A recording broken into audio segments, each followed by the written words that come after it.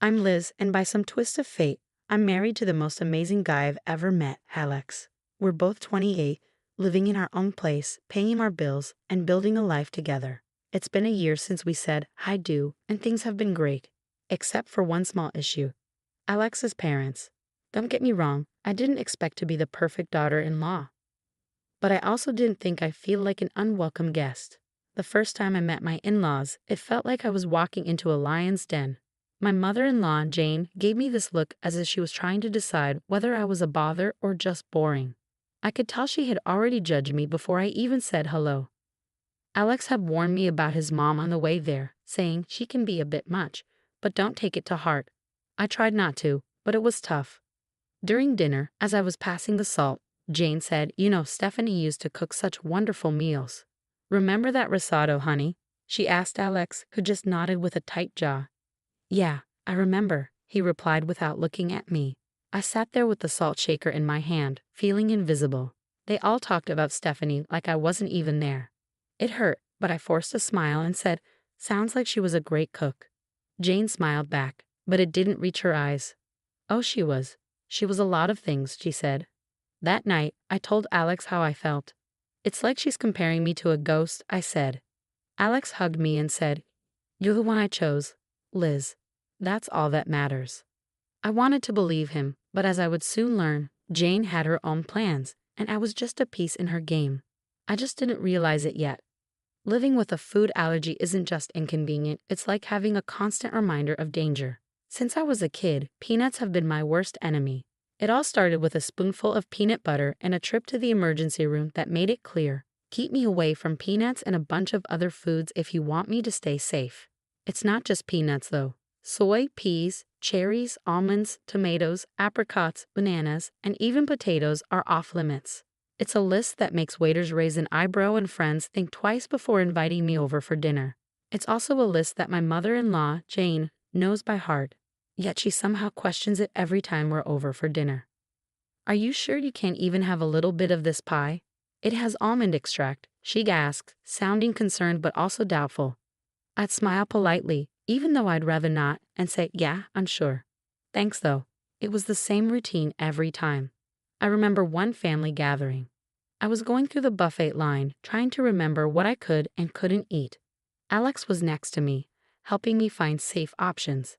That's when Jane appeared with a sugary smile and said, Liz, you have to try this casserole. I made sure it's Liz-friendly, but the look in her eyes didn't match her sweet tone. Alex paused with his fork and asked, Mom, you use cream of mushroom soup in this, right? He knew many brands include soy, which I can't have. Jane's smile slipped for a moment.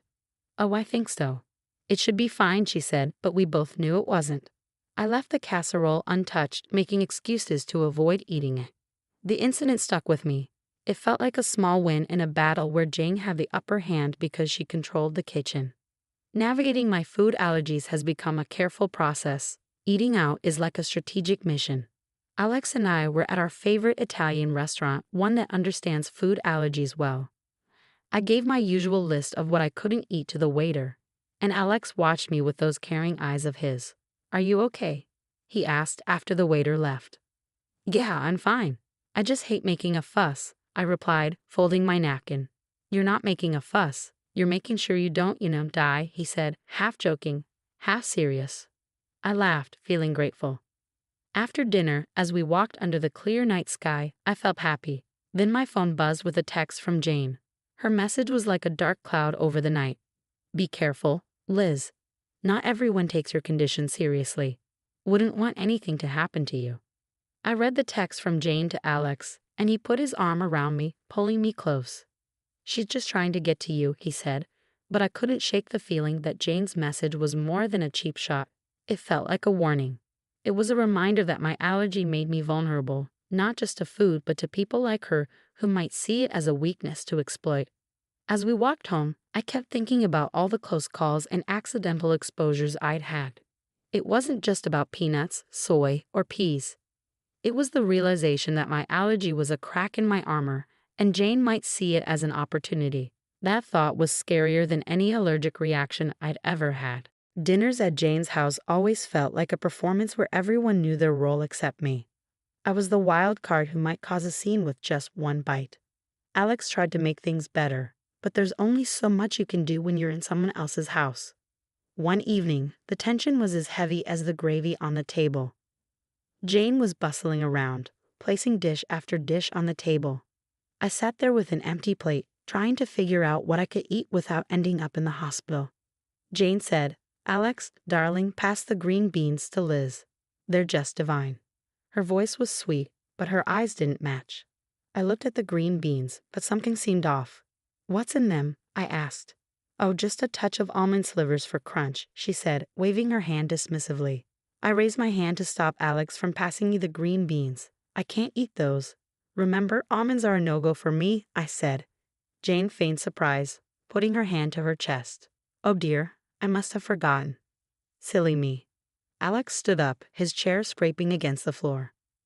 "Mom, this is serious. Liz could end up in the hospital." His frustration made Jane's eyes narrow slightly.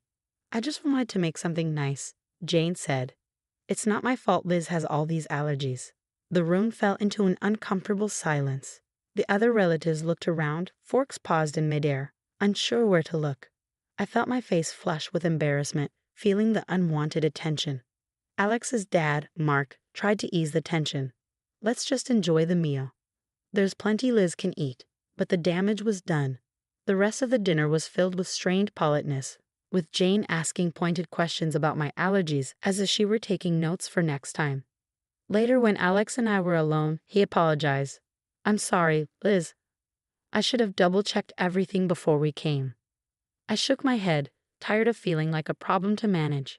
"It's not your fault, but I'm starting to think your mom does this on purpose." He didn't answer, and he didn't need to. We both knew the truth. Jane seemed to serve up a side of malice with every meal, and I was the main course. I could always tell when Jane had been working on Alex. He'd get this distant look, as if he was looking at me, but also looking through me, weighing her words against his own judgment. That evening it was like a cloud had settled over him. I knew something was up before he even spoke. "Mom thinks we should."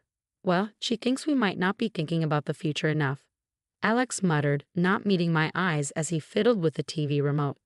"The future?" I asked, feeling a sinking sensation in my gut. "Yeah, you know kids and your health issues," he said, the word issues hanging awkwardly between us. I felt a tightness in my chest. "She talked to you about my allergies again, didn't she?" He sighed and set the remote down. "She's just worried, Liz. She thinks it's a lot for us to handle, especially if we want a family." I bristled. "We've talked about this. I've managed so far, haven't I? And there are plenty of people with allergies who have kids." Alex ran a hand through his hair, a sure sign he was stressed. I know. It's just that she has this way of making me doubt things." The room was quiet and the tension was thick. I watched Alex, the man I loved, struggling with the seeds of doubt his mother had planted. "Alex, do you doubt us?" I asked, my voice barely a whisper. He looked up, his eyes clear and firm. "No, I don't. I just hate that she keeps bringing it up. I hate that it makes us fight." I reached for his hand, our fingers intertwining. "We're not fighting. We're on the same side, remember?" He nodded and pulled me into a hug. "You and me against the world, right?" "Right," I said. But as I held him, I couldn't shake the feeling that Jane's words were like weeds, threatening to choke the life out of the beautiful thing we had. I realized it wasn't just my allergies that needed managing, it was the doubts that could creep into even the strongest relationships. When we found out I was pregnant, it was a surprise. A happy one for Alex and me, but a complicated one for everyone else. The day we told his parents, Jane's reaction was like watching a robot trying to mimic human emotions. There was a pause, then a smile that didn't quite fit the situation. "We're going to have a baby, Mom," Alex said, his voice full of pride and caution as he watched her reaction. "That's wonderful," Jane said, her words sounding foreign. "We must have a family dinner to celebrate." I was skeptical. Celebrations at Jane's were never just celebrations. But seeing the hopeful look in Alex's eyes, I agreed to go along. On the night of the dinner, the house buzzed with relatives. Jane played the perfect hostess, moving gracefully from guest to guest with a charm that almost seemed genuine. When she reached us, her smile was practiced. "Congratulations, Liz," she said. "This is such a joyous occasion." "Thank you, Jane," I replied, trying to match her formality. We're excited. Alex wrapped his arm around my waist, a silent thank you for playing along.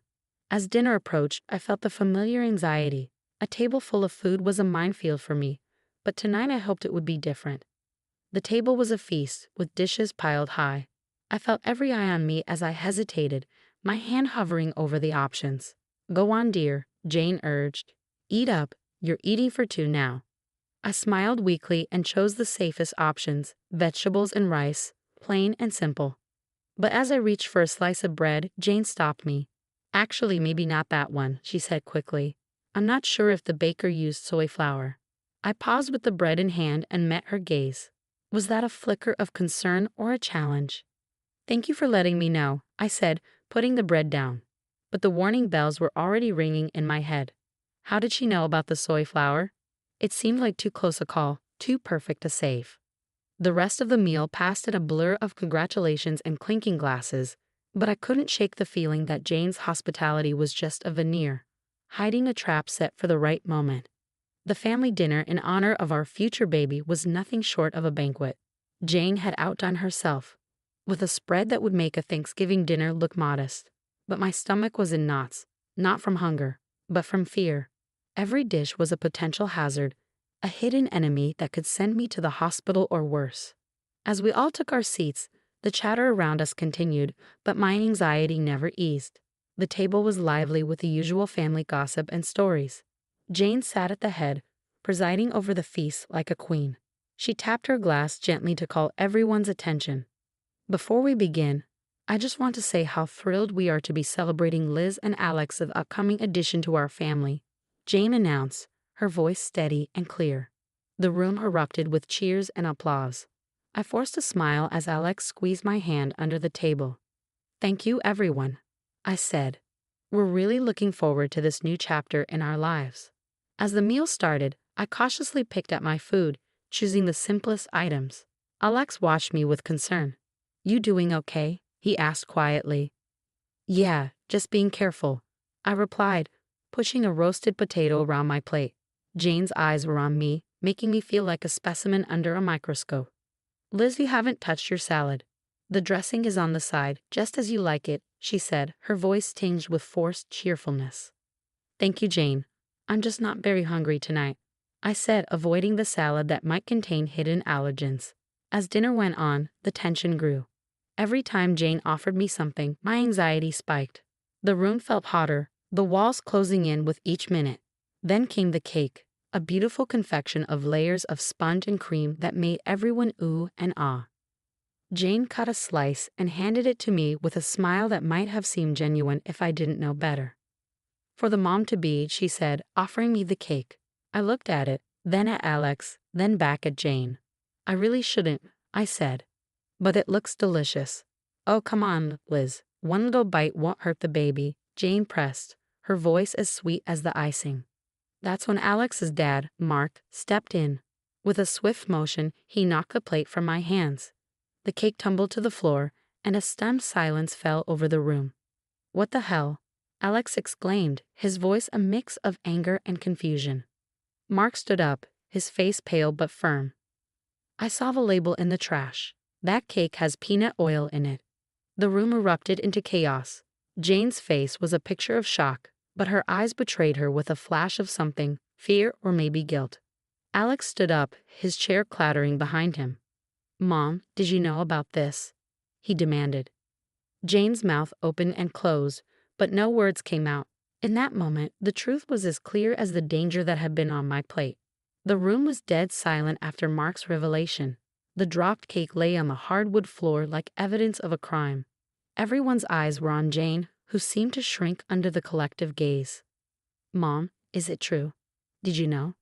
Alex's voice cut through the tension, sharp and demanding. Jane's eyes flickered with something dark before she regained her composure. Of course not.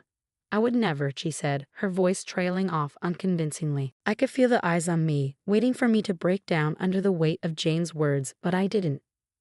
Jane, I said, my voice surprisingly calm. You've made your feelings very clear, but this isn't just about me. This is about a family, your grandchild. Jane looked away, her jaw clenched. For the first time, I saw a hint of fear in her eyes. Maybe she realized that her actions hadn't just endangered me, but also her relationship with her son, her reputation, everything. The rest of the evening was a blur: arguments, tears, and hushed conversations as the family tried to process what had happened. Alex and I left early, the weight of the night heavy on our shoulders. We didn't speak much on the drive home. What was there to say?